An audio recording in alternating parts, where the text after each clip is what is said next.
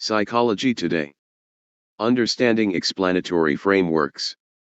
Different metaphors shape how we explain and understand the world. This text explores the various ways individuals approach explanations, particularly through the lens of philosophy and psychology. It emphasizes that while there are multiple methods to explain phenomena, no single method can satisfy everyone universally. The core metaphors of explanation. The author references philosopher Stephen Pepper's concept of root metaphors, which serve as frameworks for understanding explanations. These metaphors include formism. This approach categorizes phenomena. For instance, a loud neighbor might be labeled simply as inconsiderate. Mechanism. This explanation focuses on causality, suggesting that the neighbor's loud music is a result of recent academic success. Organicism. Here, the explanation revolves around inherent qualities, such as the neighbor being a young adult enjoying newfound independence. Contextualism. This method looks at broader contexts, attributing the loud music to the fact that it's a Saturday night in a college town. Each of these metaphors provides a different lens through which to interpret behavior and events, highlighting the diverse ways in which people can understand the same situation. Disciplinary perspectives on explanation. The text notes that different academic disciplines tend to favor certain metaphors. For example, psychologists often lean towards mechanistic or formist explanations, focusing on behaviors and traits. Historians typically adopt contextualist perspectives, emphasizing the importance of situational factors and historical context. These disciplinary preferences can create barriers to effective communication and understanding, as individuals may struggle to engage with perspectives that differ from their own. Implications for everyday understanding. The author suggests that these explanatory frameworks also apply to our everyday interactions and interpretations. People often use varying metaphors to explain personal preferences or current events. This variability can lead to misunderstandings and conflicts, as individuals may not recognize the underlying reasons for differing viewpoints. The challenges of mixed metaphors. A critical point made in the text is that attempts to combine these metaphors often lead to confusion. Mixed metaphors can dilute the clarity of explanations, making it challenging to convey ideas effectively. Therefore, it is essential to recognize the limitations of each approach and the potential pitfalls of blending them. Conclusion: embracing diversity in explanation. In summary, the text highlights the importance of understanding different explanatory frameworks and their implications for communication. By acknowledging that there are multiple ways to explain phenomena but no single way to explain everything, we can foster better dialogue and understanding among diverse perspectives. Embracing this diversity can contribute to a richer understanding of the world and our interactions within it.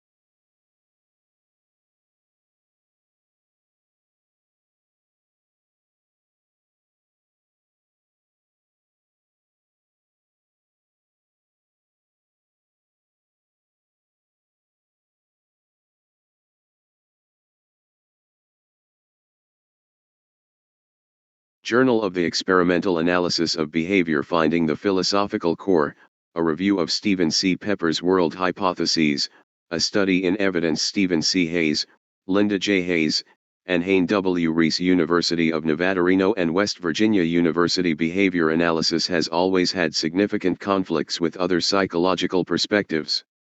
At their most fundamental level, these conflicts are often philosophical, concerning such issues as the nature of the human and the purposes of science. Why are these the conflicts? What, if anything, can we do about them? Can we resolve them? Can we avoid them altogether by simply abandoning philosophy? To answer these questions, we must be clear about the philosophy underlying behavior analysis compared to those of other perspectives. To be clear is difficult, however, because the assumptions and postulates of the position are not deliberately and unambiguously laid down. Fundamental assumptions, specific theories, and historical accidents are too often discussed concurrently and without adequate differentiation in behavior analytic expositions. Skinner's philosophical writings are especially prone to this difficulty, perhaps because he is so extensively involved with so many non-philosophical aspects of the field. In 1942, Stephen C. Pepper, a philosopher and aestheticist, published World Hypotheses, a study in evidence. His central insight was that philosophical systems cluster around a few core models, or world hypotheses, drawn from common sense.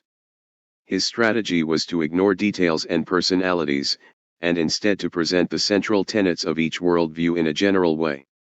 He used his own terms to describe most of these tenets, avoiding excess or parochial meanings. He quoted and cited very little. His style permits an understanding of Pepper, Stephen C., 1942. World Hypotheses, a Study in Evidence. Berkeley, University of California Press. 7+348 pages. Linda J. Hayes is the former Linda J. Parrott. Reprint requests should be sent to Stephen C. Hayes, Department of Psychology, University of Nevada, Reno, Nevada, 89557-0062. The Grand Scheme of Philosophy, abstracted from the details of particular positions. The book is at once simple and difficult. In some areas, Pepper focused on the debates of his own time and particular history, and thus emphasized distinctions that do not seem to have withstood the test of nearly half a century. In general, however, the book is amazingly contemporary. It is like a series of colored spotlights cast on a complicated scene. Irrelevant details of various philosophical positions disappear like so many shades of blue under a blue spotlight. Fundamental differences leap out, now from one angle, now from another. Although the book is not about psychology, it exposes the philosophical sources of current conflicts within behavior analysis and the nature of its conflicts with other psychologies. To make Pepper's position understandable, we must summarize some parts of the book fairly extensively. To show its value for a field he never analyzed, we must interpret it and extend it. Our purpose is not to promote the use of Pepper's conceptual categories per se, it is to use them to illuminate the conceptual categories of modern behavior analysis and of competing psychological systems. The nature of world hypotheses. A world hypothesis is a model of the universe of observations and inferences. We will also use the term worldview as a synonym for world hypotheses to emphasize that Pepper's use of the term hypothesis in this context is not precisely what psychologists mean by a hypothesis in a scientific context. World hypotheses differ in scope, i.e., the range of events incorporated, and precision, i.e., the scarcity of alternative interpretations made of the events incorporated, and their 1988, 501,97-111 Number 1, July, Stephen C. Hayes et al. Adequacy is a matter of the degree to which each obtains. Ideally, a worldview has unlimited scope and is so precise that it permits one and only one interpretation of every event. In practice, all reasonably adequate current worldviews fall short of this ideal. Scope and precision tend to be inversely related, A model that specifies precisely how to interpret a given event will tend not to incorporate as many events as a model that permits viewing a given event in a number of different ways. Pepper argued that each world hypothesis is autonomous. As an attempt to provide a complete view of the world, each world hypothesis creates its own field of play. Within that field of play, competing worldviews can be interpreted but cannot compete directly. This argument anticipates the similar views of Kuhn, 1962. Among others, there are good reasons to believe that many of Kuhn's ideas were derived from Pepper's work, Efron, 1980, and has several implications. First, using the categories of one worldview to analyze and criticize another is illegitimate and inherently useless. Second, no world hypothesis can be strengthened by revealing shortcomings in another.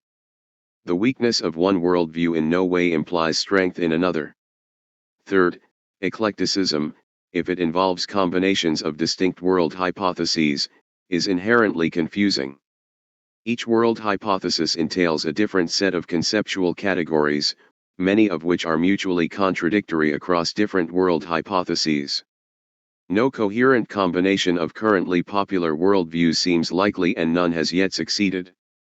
This does not mean that forms of integration are not possible, but if Pepper were correct, successful integration could come only by combinations based on yet another coherent world hypothesis. A single exception exists in strategic integrations of worldviews subordinated to a single worldview. As discussed later, such an integration is possible in only one of the relatively adequate worldviews. According to Pepper, world hypotheses are derived from root metaphors. A root metaphor is a common-sense conceptualization of a domain, in accordance with which categorical concepts have been constructed. The root metaphor structures an understanding of the technical categories.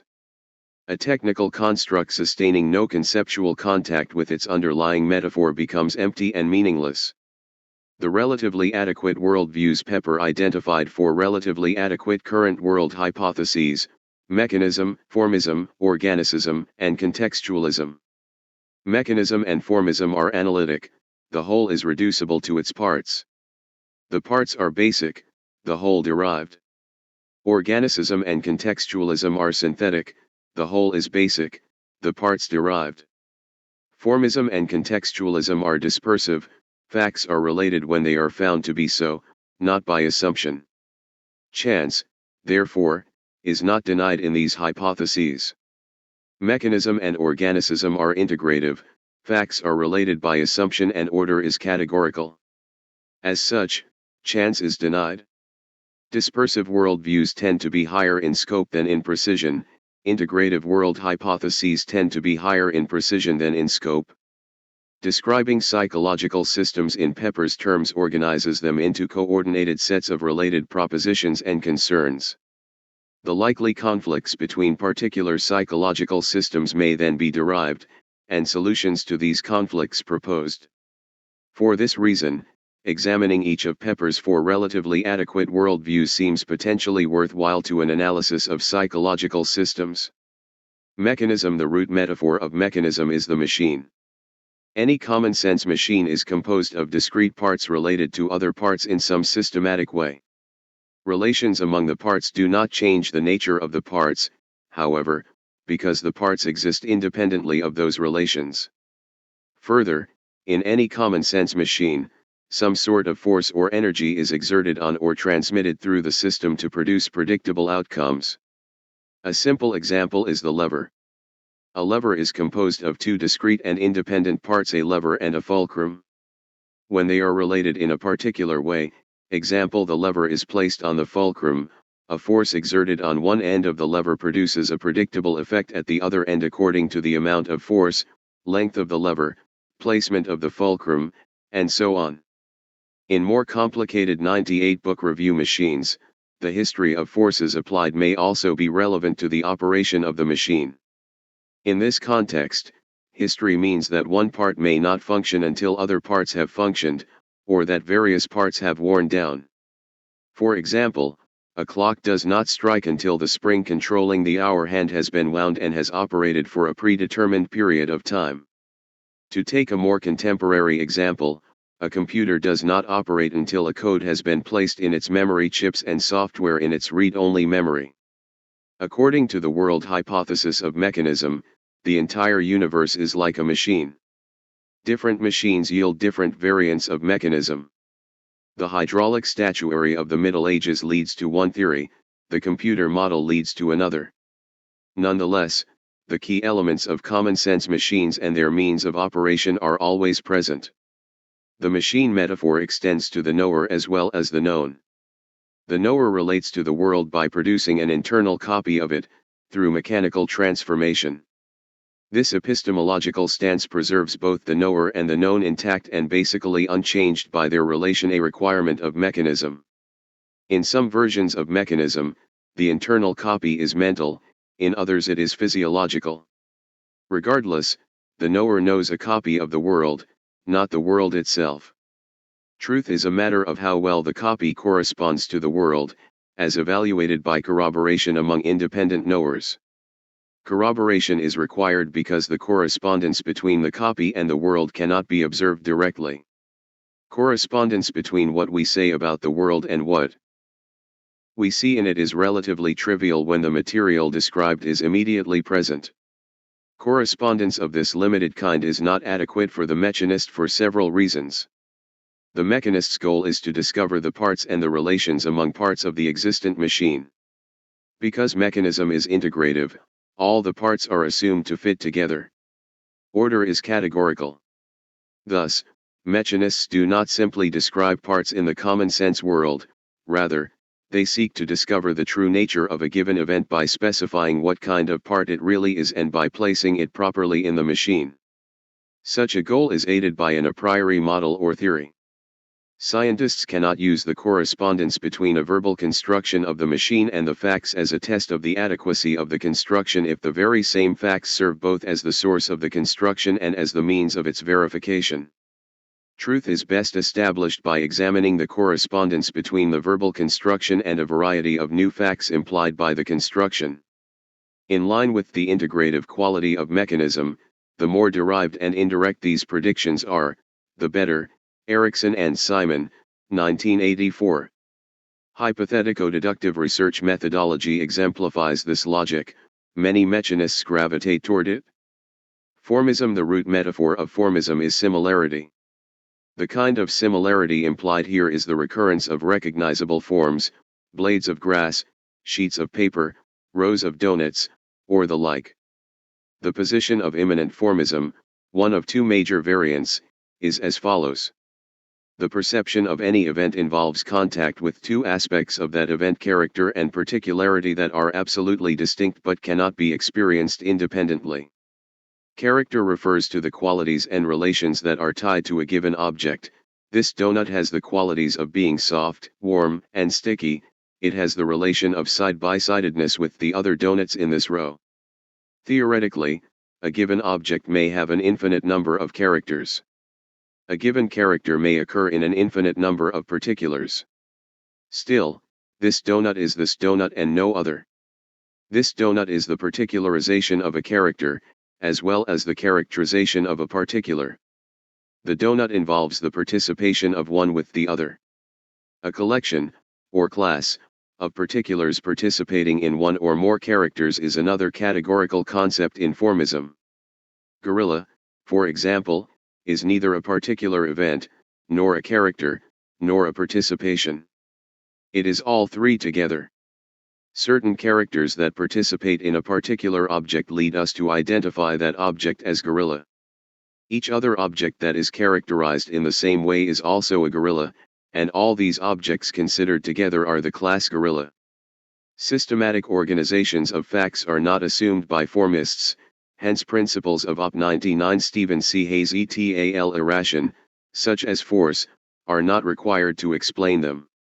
Indeed, if all facts were integrated by a set of formistic principles, then those facts would necessarily form a system, the integration itself, and formism would begin to have the character of mechanism. A causal law in formism is no more than a bridge from one set of characterized particulars to another. It is a form. The truth criterion of formism, like that of mechanism, is correspondence. In formism, however, the simpler sense of this criterion, correspondence however derived, is adequate given its dispersive quality. Organicism. The root metaphor of organicism is the process of organic development, as in living, growing, organic systems. In such systems, change is given and stability is to be explained. Versions of developmentalism that rely on stage models reflect this philosophy. For example, a person is assumed to move from one stage of growth to another in an orderly way. To explain the person's current stage, we must explain the orderliness of changes from stage to stage. In other words, we must explain how the rules of change operate, assuming that change occurs according to rules of change that are themselves unchanging. Rees and Overton, 1970. The organicist notes the steps involved in the organic process and the principal features in the organic structure ultimately achieved. Pepper, 1942, p. 281. In organicism, the whole is not a synthesis of parts, the whole is basic, the parts meaningless except in the context of the whole. The organicist embraces teleology. The structure achieved or realized is always the ideal aimed at by the progressive steps of the process. Pepper, 1942, p. 281. The truth criterion of organicism is coherence. When a network of interrelated facts converges on a conclusion, the coherence of this network renders this conclusion true. All contradictions of understanding originate in incomplete knowledge of the whole organic process. When the whole is known, the contradictions are removed and the organic whole is found to have been implicit in the fragments. Pepper, 1942, p. 283. Epistemologically, organicists adopt constructivism. The knower actively construes the world. It is neither known directly nor mechanically transformed. Contextualism is the most important worldview for our purposes, so we here describe Pepper's analysis of contextualism in more detail. The root metaphor of contextualism is the ongoing act in context. Another term might be the historical act, but not as a dead description of a thing done. It is doing as it is being done, as in hunting, shopping, or making love. Two fundamental categories of contextualism are quality and texture. Quality is the experienced nature of an act, texture is the details and relations that make up its quality. In contextualism, even these categories might change, if they do, because nothing is final or ultimate about our knowledge of the world, not even that the world will stay the same. In our present epoch, however, all events have quality and texture. Each category is defined in terms of other categories. Quality, for example, is made up of spread and fusion. Spread refers to the extended present of an act in context. The past and future of an act exist in the ongoing act. The act spreads, as we say, both backward and forward. Fusion refers to the integration of the textural details of a given event.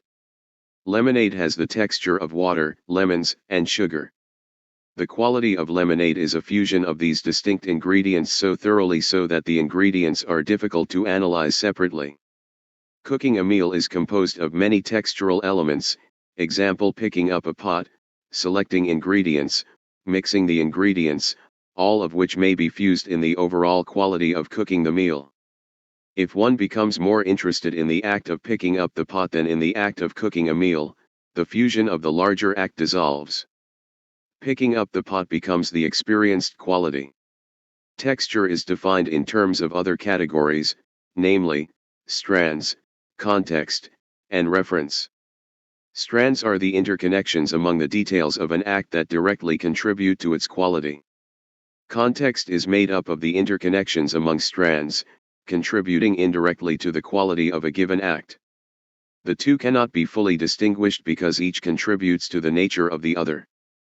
As an example, a cook prepares a dessert. The details 100, book review and relations of this act, that is, its texture, may be arranged in strands of various sorts. This act could comprise the strand we might call entertaining a dinner guest, occurring in a context of the guest. It could be the strand we call the performance of the cook occurring in a context of other meals prepared by the cook.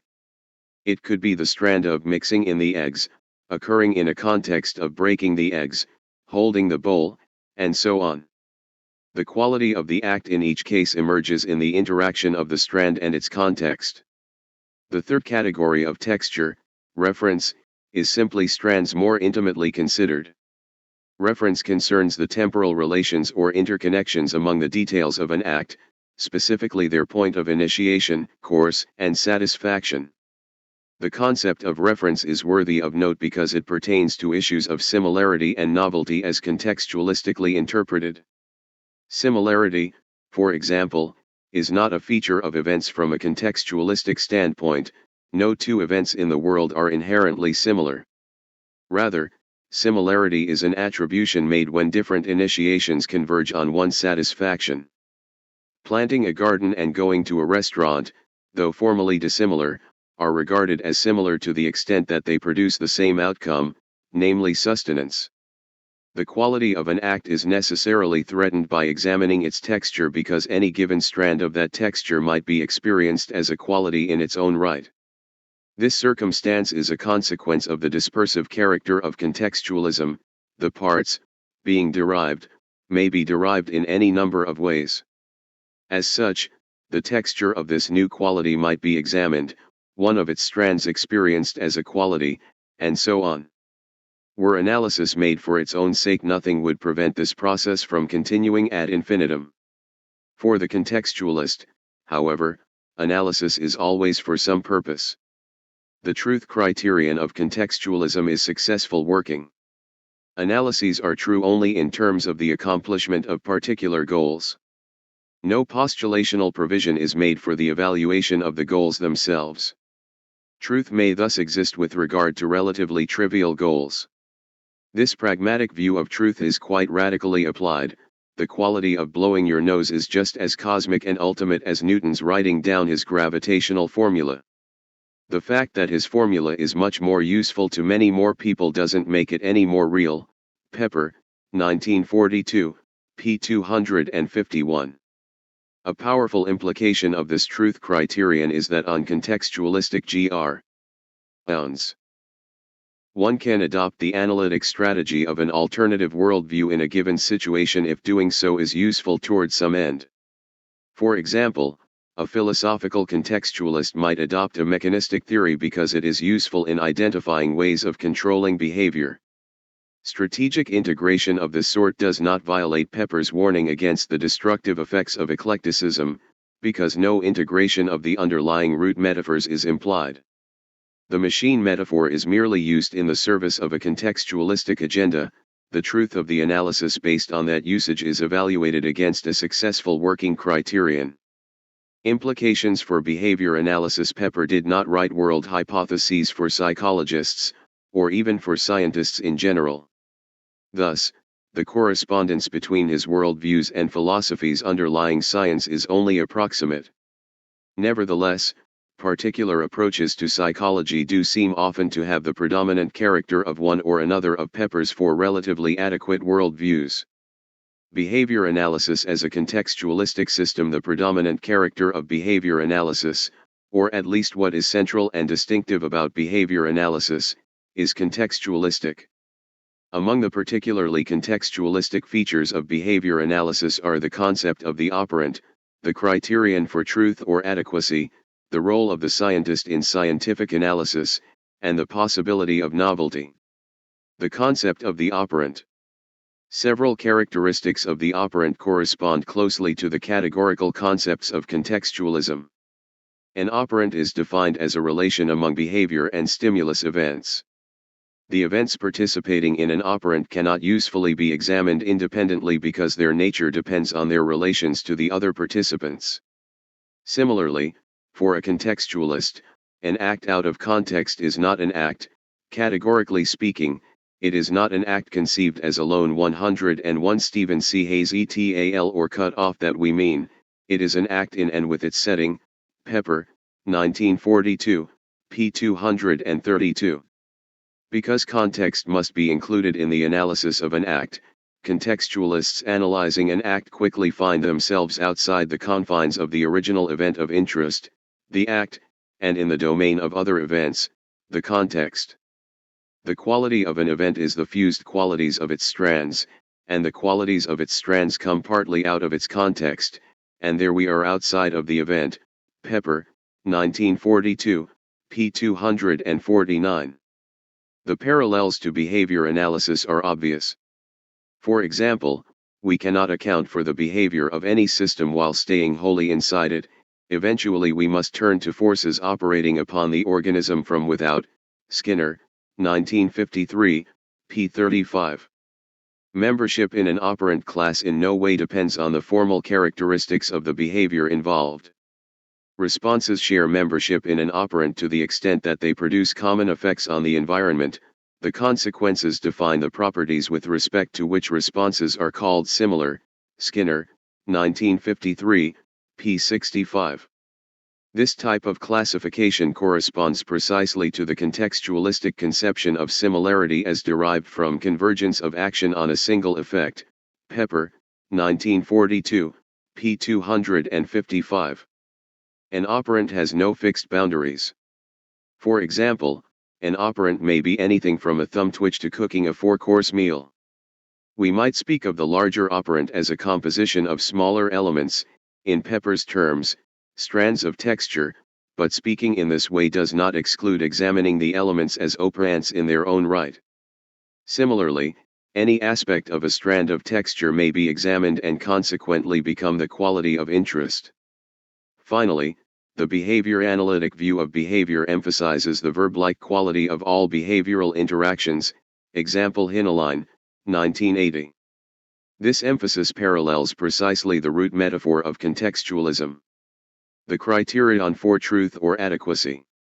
As Pepper noted, the analysis of an event consists in the exhibition of its texture, and the exhibition of its texture is the discrimination of its strands, and the full discrimination of its strands is the exhibition of other textures, and so on from event to event as long as we wish to go, which would be forever or until we got tired.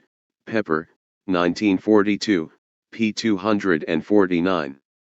What saves contextualism from being paralyzed by its fluidity is its criterion for the adequacy of analysis, namely, successful working. Successful working always implies success with regard to the accomplishment of some potentially attainable goal. For this reason, the contextualist rather disparages analysis for analysis' sake. Serious analysis for the contextualist is always either directly or indirectly practical. If from one texture you wish to get to another, then analysis has an end, and a direction, and some strands have relevancy to this end and others do not, and the enterprise becomes important in reference to the end. Pepper, 1942, pages 250-251.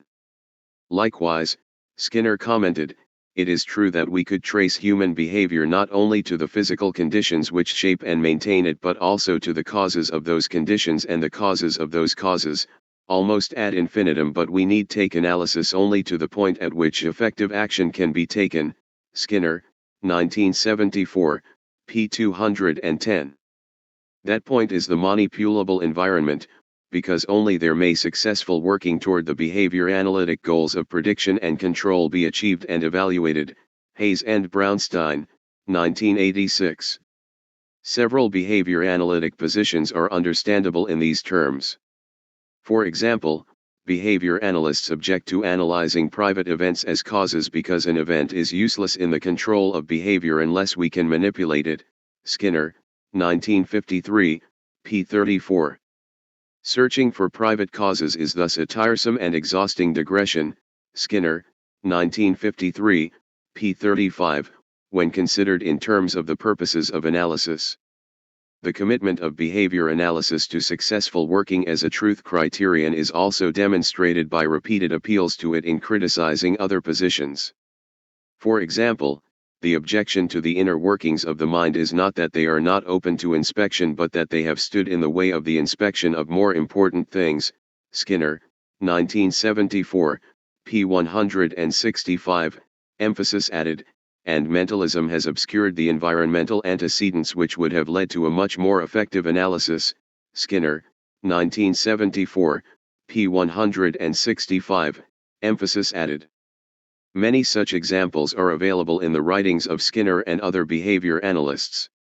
Skinner in particular has been explicit about this truth criterion.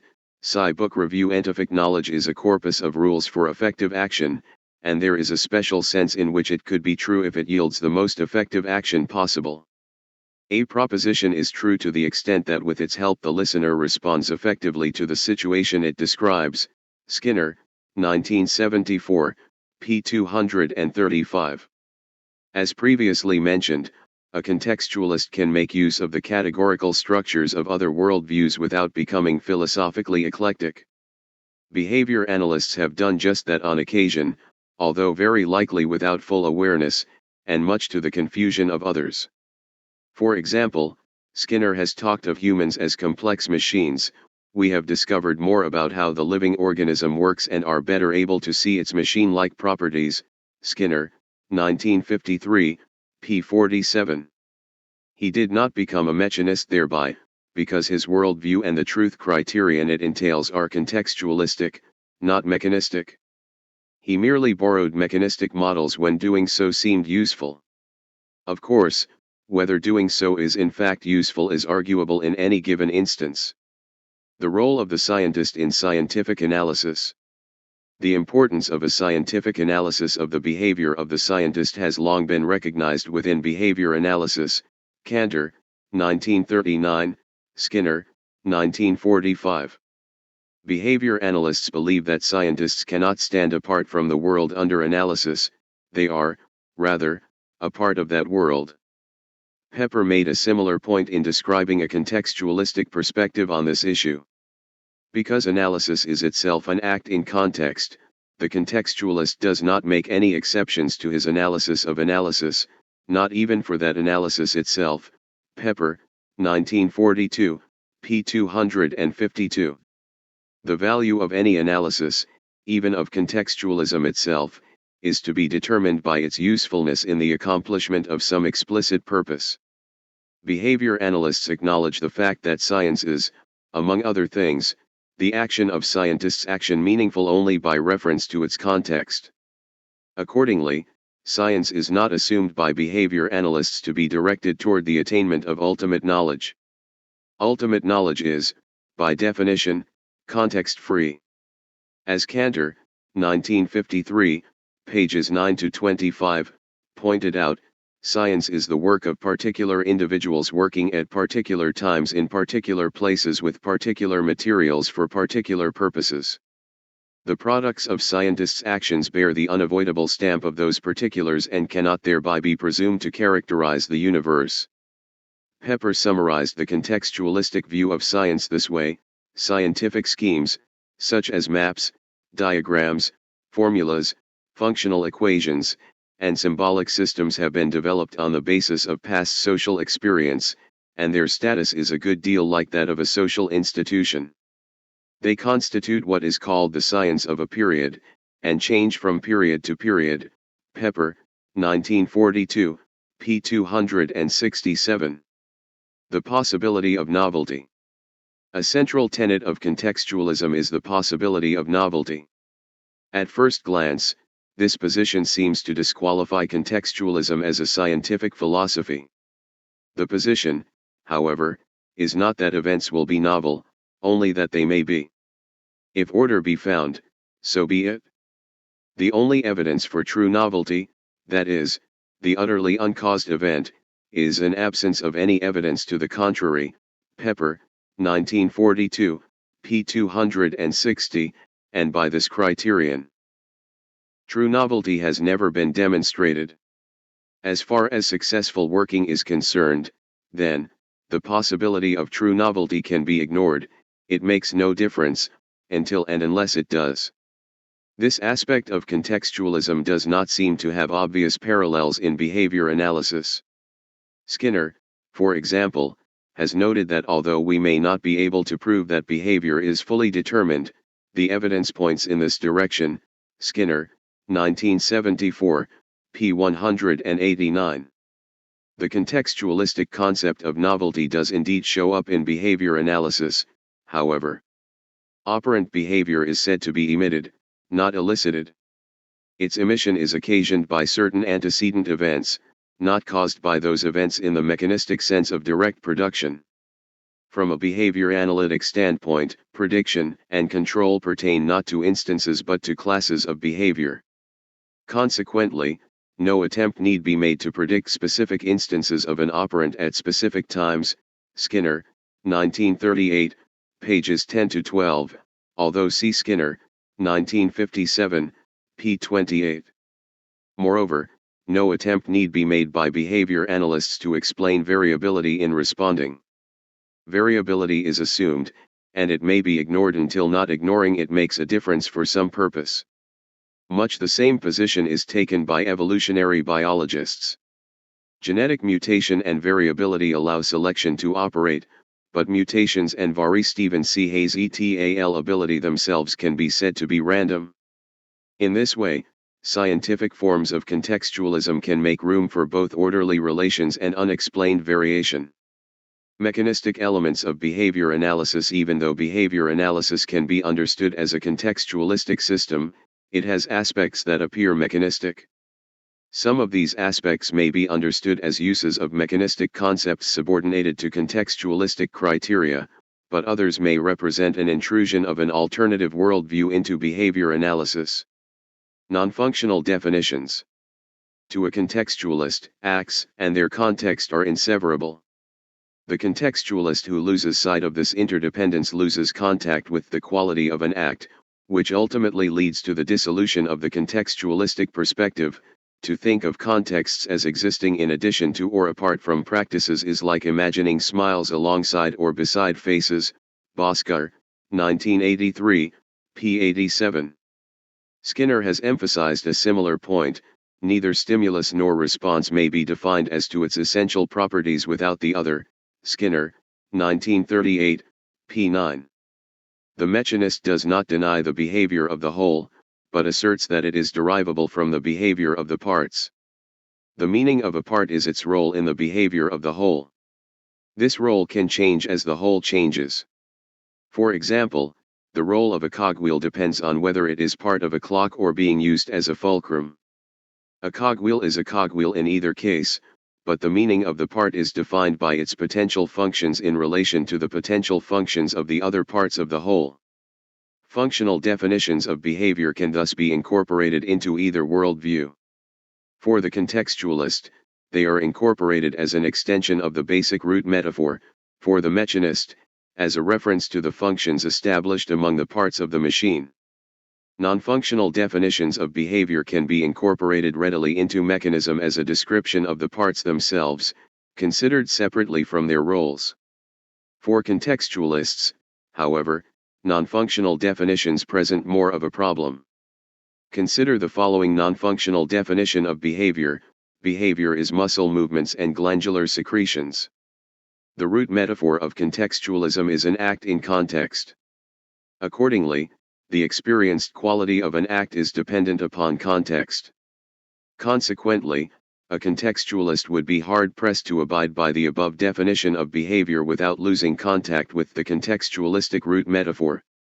Such non-functional definitions occasionally show up in behavior analytic writing. To the extent that they reflect mechanistic thinking, they threaten the philosophical consistency of behavior analysis. Reductionism. Reductionism applied to psychology holds that psychological events are reducible to neural or other biological events. This position is incompatible with contextualism, not because biological events are of no concern but because in reductionism the parts are primary and the whole derived. In The Behavior of Organisms, Skinner, 1938, pages 418 to 432, argued against the reduction of psychology to neural events, asserting the legitimacy of a science of behavior in its own right. This position is contextualistically sensible. If an analysis works at the level of the whole organism interacting in and with a context, then it works. Analyses at the level of parts of the organism interacting with other parts are truer than other analyses only in terms of particular goals. Nevertheless, many behaviorists embrace biological reductionism. For example, some argue a priori that thoughts or feelings are really activities of the nervous system. Skinner himself has said, "The physiologist of the future will be able to show us how an organism is changed when exposed to contingencies of reinforcement." Skinner, 1974, p. 215.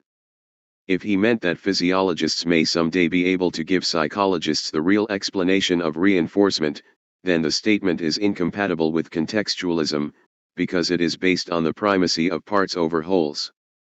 This does not mean that reductionism is always mechanistic, nor that all mechanists are reductionists. The assumption that the whole is reducible to its parts is categorical in mechanism, but the assumption that psychology is, in principle, reducible to biology, for example, is not required. A mechanical conception of thinking based on the metaphor of the brain as computer does not obligate a concern with neurology. By analogy, if the lever is the root metaphor of a particular 104-book review mechanistic model, then the laws of the lever in mechanics provide the categories of the model, and the question of whether these laws can be reduced to the laws of subatomic physics, for example, does not arise. In contextualism, parts are abstractions, and therefore reduction of some parts to other parts is merely an analytic, conceptual tool. Reductionism of this kind does not imply that the whole is literally reducible to the parts, because the parts do not exist independent of analysis. Reducing parts to other parts is a fiction that may be useful in a given instance. Thus, a contextualist might suggest a biological explanation for a psychological event if it is useful in understanding the whole. Mechanists may say similar things, but believe that the parts are real, the whole is the fiction. For the mechanist, the different scientific domains are hierarchically related and must fit together in an integrated and complete system of knowledge. Given this assumption, the reduction of one domain to another is the reduction of the whole to its fundamental parts. Example Bogolyubsky, 1973, p. 62, and is thus mechanistic. Causality. Some psychologists, example Howard and Conway, 1987, Sarbin, 1986, believe that concern for efficient causality is mechanistic. Efficient causality description is the goal for scientists working with one or another paradigm within the mechanist worldview. Behaviorism and radical empiricism exemplify psychological and philosophical movements committed to this worldview. Sarbin, 1986, p. 6. Based on this belief and the behavior analytic adoption of efficient causality, some have concluded that behavior analysis is mechanistic. Example Howard and Conway, 1987. Whether the behavior analytic treatment of causality is mechanistic depends on the purposes of this treatment and the criteria by which truth is determined. If one's goals are prediction and control, as are Skinner's, calling something a cause may be understood to mean that the analytic purposes of the scientist have been accomplished, prediction and control have been achieved. Such a pragmatic interest in efficient causality does not imply mechanism. Mechanists are interested in the primary parts of a system, their relations, and the forces that make them operate. An interest in efficient causality may lead one to say that this caused that. Such a causal statement is mechanistic only if it is an extension from a system of parts, relations, and forces. Efficient causality per se is compatible with all of the worldviews except formism. Causal talk may carry certain philosophical assumptions with it, however, especially for those who have not carefully articulated their philosophical assumptions. This cause that may lead to the view that this and that are discrete parts that exist independently of their relation, or of the scientist's act of analyzing the whole into parts. The construction of independent parts invites commentary as to the force by which this caused that. Perhaps some contextualists embrace only descriptive forms of science, example Rasno and Jorguti, 1986b, in an effort to avoid the seductive effects of causal analyses. If such seduction is likely, then behavior analysts must be especially aware of their philosophical assumptions if they are to retain their contextualistic stance. Reactive organism model. Many behavior analysts have argued that the organism is viewed as active in behavior analysis. However, it is not active in the sense usually intended by the phrase active organism model, which is a mentalistic model in which the organism has purposes and exercises free will in seeking stimulation, selecting among stimuli, transforming, encoding, potential stimuli into forms that may function differently from the potential stimuli, and selecting which responses, if any, to make to the transformed stimuli. The organism in behavior analysis does not have these capabilities, rather it behaves consistently with the reactive organism model, Bald. S. and Rees. 1977, Rees, 1976, 1986a, see also Overton and Rees, 1973, Rees and Overton, 1970. Conflicts between behavior analysis and other psychological systems. According to Pepper, worldviews are orthogonal to each other and therefore cannot conflict. Apparent conflicts are really pseudo-conflicts, wherein criticisms of one worldview are made in terms of the categorical concepts of another. These kinds of conflicts are illegitimate and cannot be resolved, they can only be recognized. Some of the most persistent conflicts between behavior analysis 105 Stephen C. Hayes et al. And other psychological systems seem to fit this pattern. In what follows we consider each worldview in relation to contextualism, from the standpoint of adherents of these worldviews engaged in illegitimate conflicts with each other. We also consider specific arguments between behavior analysts and other psychologists to see if they conform to what we might expect if the arguments were between contextualists and adherents of some other worldview. If so, they may provide evidence that behavior analysis is contextualistic.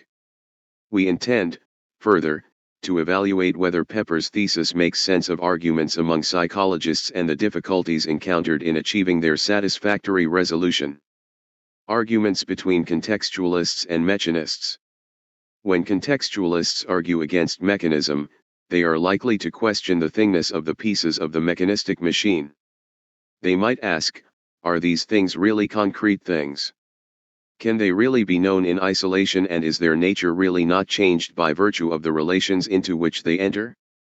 Along these lines, a contextualist may attempt to show that the same pieces of the machine function differently given other histories or other contexts.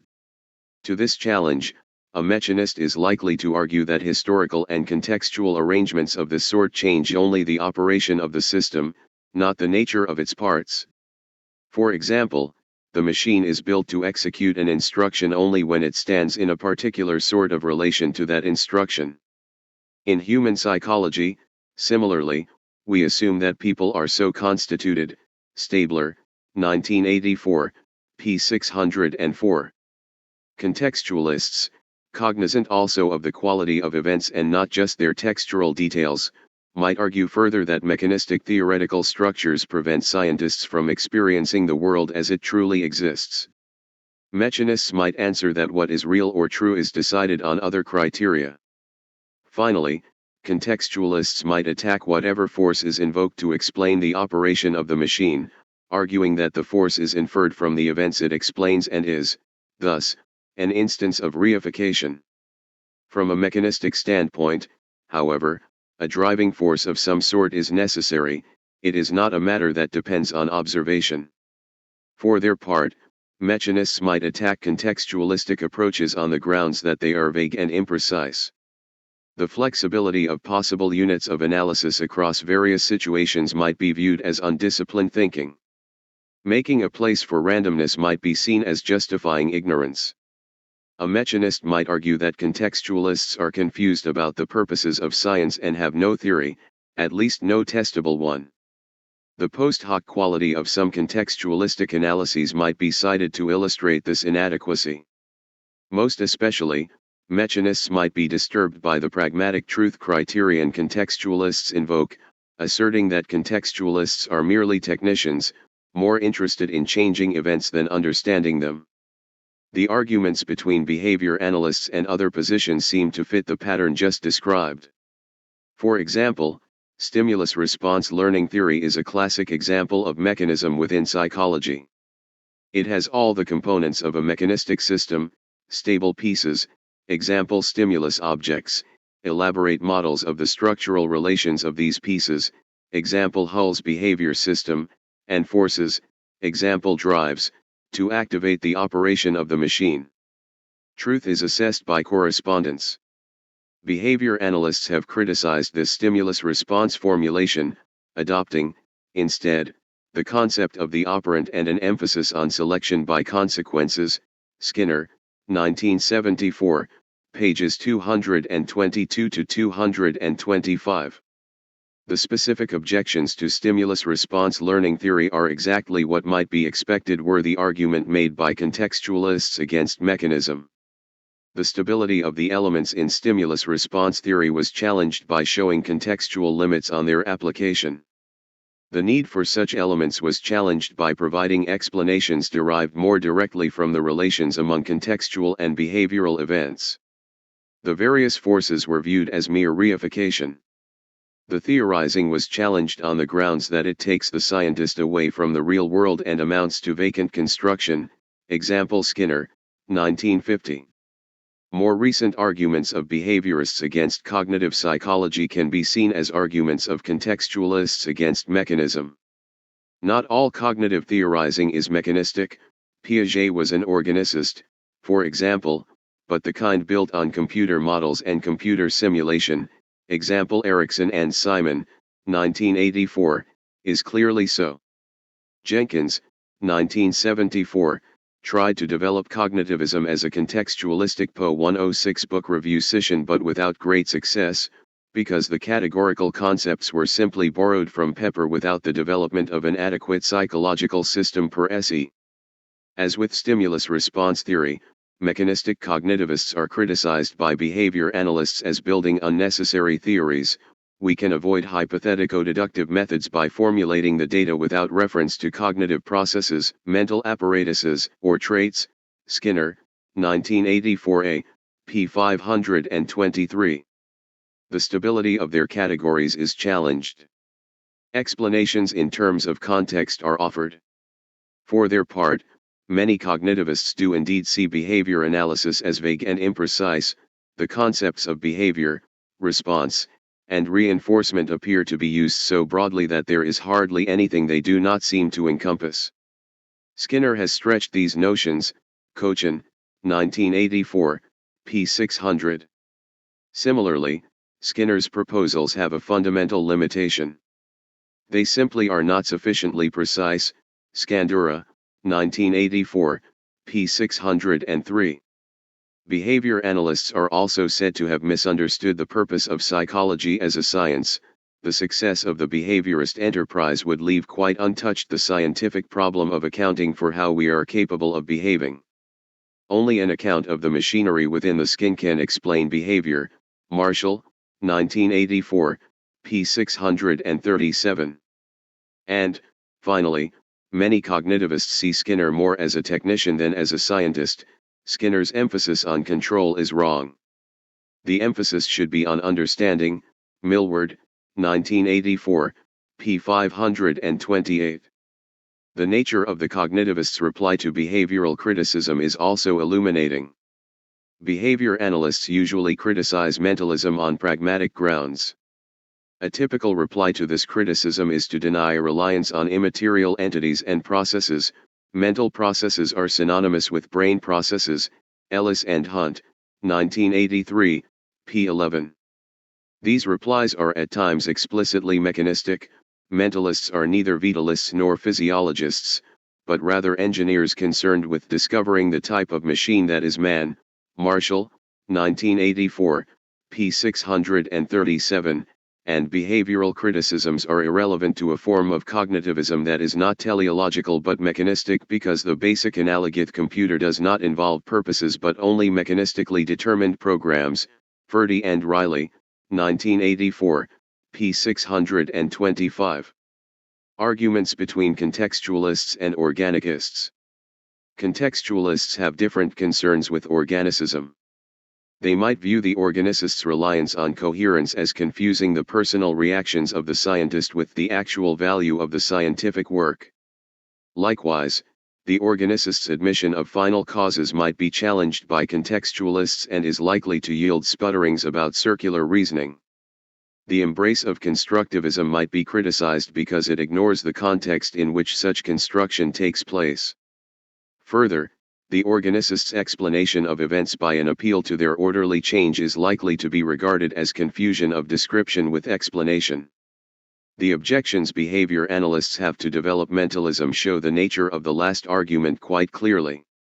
Skinner wrote that developmental schedules are really schedules of changing environments. Stages are changes in the way in which behavior acts upon and is reinforced by the, primarily social, environment.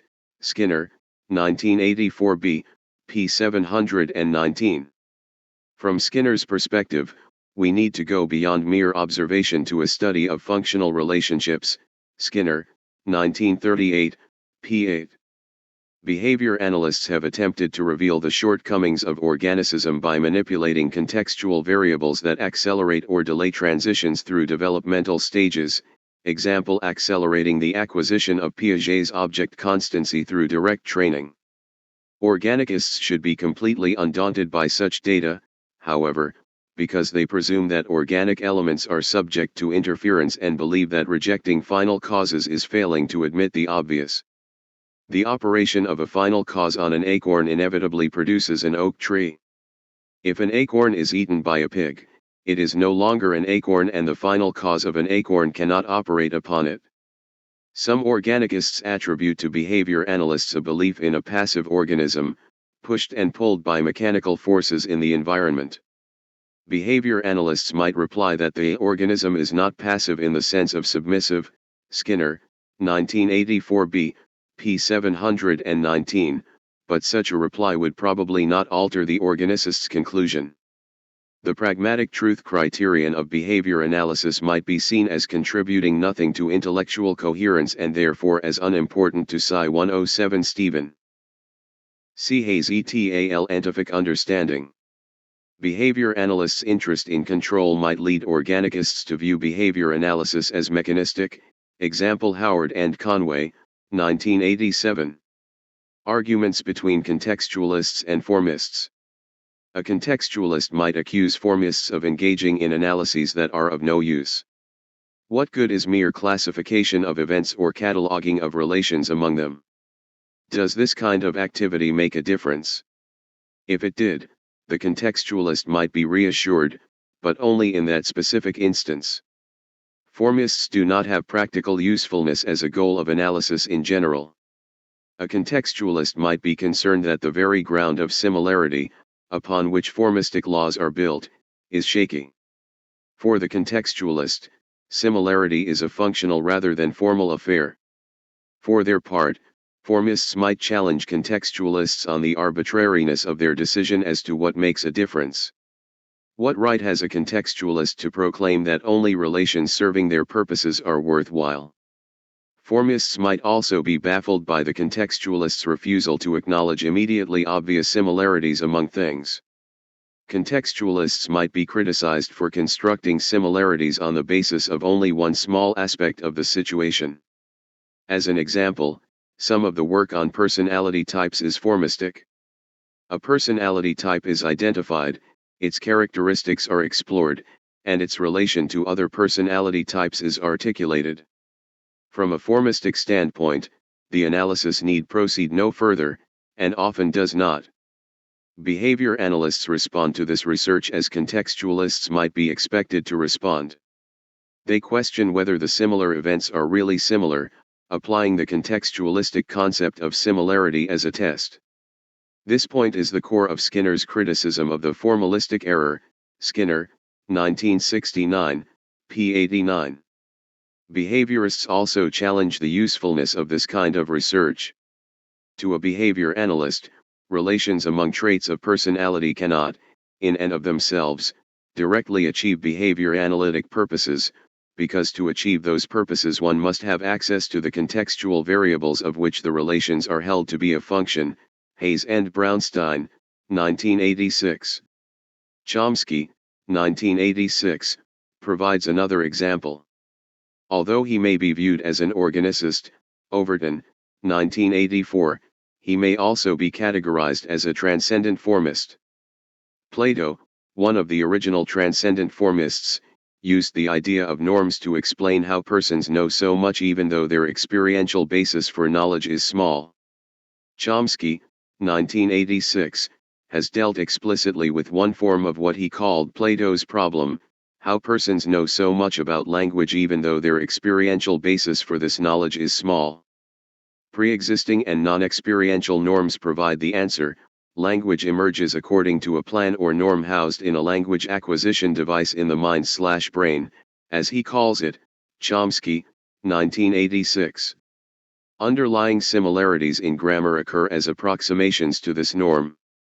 Behavior analysts question whether the regularities discerned by Chomsky are true, i.e., functional regularities. Chomsky's criticism of behavior analysis also fits with formistic concerns about contextualism. He considered the denial of structural similarity absurd. Terms like discriminative stimuli are mere metaphors, with no direct relation to their laboratory referents. We can account for a wide class of responses in terms of Skinnerian functional analysis by identifying the controlling stimuli. But the word stimulus has lost all objectivity in this usage. Chomsky, 1959, p. 38. The pragmatic goals of behavior analysis are taken to confuse technology with science. For example, Skinner's Beyond Freedom and Dignity, 1971, was said to show a striking failure to comprehend even the rudiments of scientific thinking. Chomsky, 1972. Dealing with arguments across worldviews. The list of arguments mentioned above is not exhaustive. Moreover, many of the arguments are shared among worldviews. For example, organicists are as likely as mechanists to see contextualism as vague and imprecise. All others should agree that contextualists confuse technology with science. Most of this sort of overlap can be predicted from the dispersive and analytic qualities of the various worldviews. On issues relevant to the primacy of parts versus wholes, for instance, both formists and mechanists will disagree with contextualists. The philosophical arguments between behavior analysts and other psychologists are pseudo-conflicts among worldviews. Given that arguments of this sort are illegitimate and cannot be resolved, what can we do about 108 book review them? Pepper suggested 3 legitimate courses of action that behavior analysts can take. They can, a. increase the precision and scope of behavior analysis and make these improvements evident, b. analyze the precision and scope of other systems, when taken on their own terms and with relevance to their own purposes, but recognizing that if such an analysis reveals weaknesses, the strength of behavior analysis is in no way increased, and c. clearly articulate the assumptions and purposes of behavior analysis and note the differences in the assumptions made by others. For example, one can describe quite legitimately a pragmatic truth criterion and explain how to proceed if such a truth criterion is adopted. One cannot insist legitimately that it be adopted. Pepper's advice is difficult to take. Weighing in against an intellectual opponent's categorical concepts in terms of one's own is far easier. After all, one is on well-examined territory in doing so, and if the battle is engaged on one's own turf, the outcome is certain. Unfortunately, intellectual adversaries will take the same stance, and each combatant will end up on a separate field of battle shouting at a distant foe. Such arguments are no more than elaborate bouts of name-calling and bravado. A much more difficult task is to develop the adequacy of one's own position, to analyze other positions from within, or simply to illuminate the nature of the philosophical disagreement. Difficult as it may be, in Pepper's view it is the only intellectually honest alternative. Conflicts within behavior analysis, the costs of conceptual confusion. Scientific work always involves philosophical assumptions that influence the kinds of problems addressed, the methods employed for their solution, and the manner in which findings are interpreted.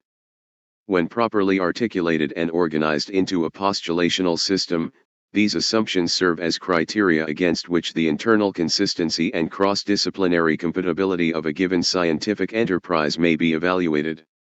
Philosophical assumptions have their sources in cultural circumstances, and like those circumstances, they are not all of one piece. Unfortunately, philosophical assumptions influence scientific work even when individual investigators are unaware of them. When philosophical assumptions are not properly articulated and organized into a postulational system, scientific formulations based on them tend to be inconsistent and confusing. Parrott, 1986. If behavior analysis rests on an unsystematic mixture of mechanistic and contextualistic postulates, it is in danger of being replaced by more consistent and less confusing psychological systems. Contextualism allows the strategic use of categorical concepts from other worldviews subordinated to contextualistic criteria. Skinner can be thought of as a contextualistic philosopher who at times uses mechanistic theorizing. Although such strategic mixtures are consistent with contextualism, they carry with them notable hazards. First, avoiding the philosophical implications of foreign concepts is difficult. The mechanistic elements of behavior analysis, in particular, may be erroneously taken to represent the philosophical basis of behavior analysis. This is extremely dangerous to behavior analysis because, as a mechanistic system, it is not very interesting. The analogy of the computer is far richer and more elaborate, for example. Inevitably, the more elegant form of mechanism will prevail. Second, borrowing concepts must be compared to the usefulness of developing concepts from within a contextualistic worldview. Prematurely using foreign concepts may delay more consistent and effective system building. Third, strategic use of other worldviews can degenerate into undisciplined thinking.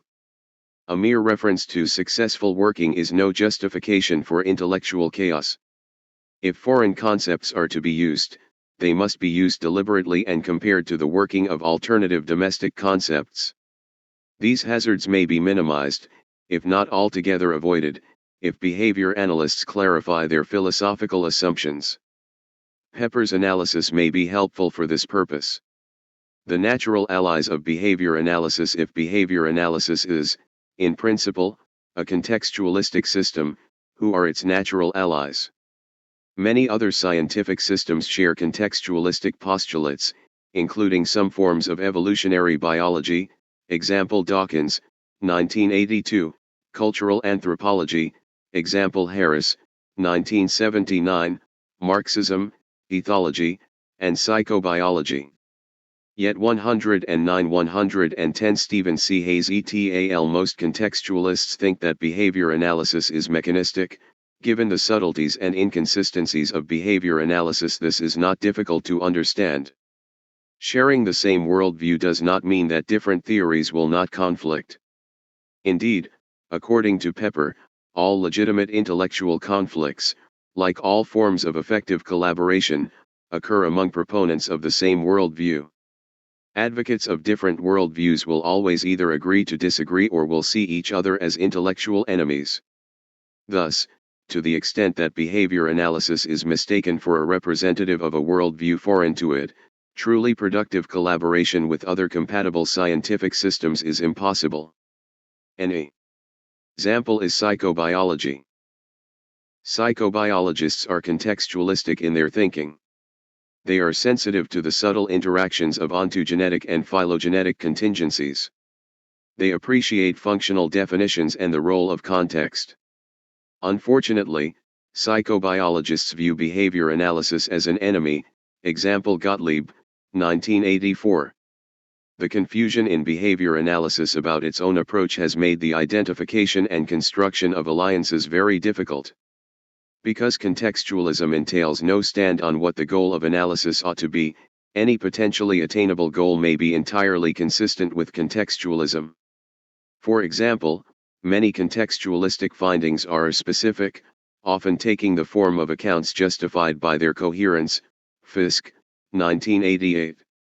Nonetheless, successful working may be evaluated with respect to some scientific goals more readily than others. Success with respect to the goals articulated by behavior analysts, namely prediction and control, is readily evaluated, at least insofar as these goals apply to concrete instances. Thus, these goals and contextualism seem especially harmonious. Hayes and Brownstein, 1986. In another sense, however, they are not. A constant threat is that analyses that help achieve these goals will be taken literally. When causes and effects are viewed as pre-existing things in the world, the holistic quality of contextualism is threatened, and mechanism is but a short step away. The behavior analysts who have converted to cognitivism may present examples of the process. Given the lack of careful articulation of the philosophical base of behavior analysis, it is perhaps surprising that more behavior analysts have not become openly mechanistic. Seeing behavior analysis as a contextualistic system may permit a greater sensitivity to the crucial choice points between these distinct philosophies. Other goals could also be completely consistent with a contextualistic worldview. A contextualistic system directed toward goals other than prediction and control might appear alien or even hostile to behavior analysis, example Rasno and Jorguti, 1986a, but it would be so only in the sense of being a rival.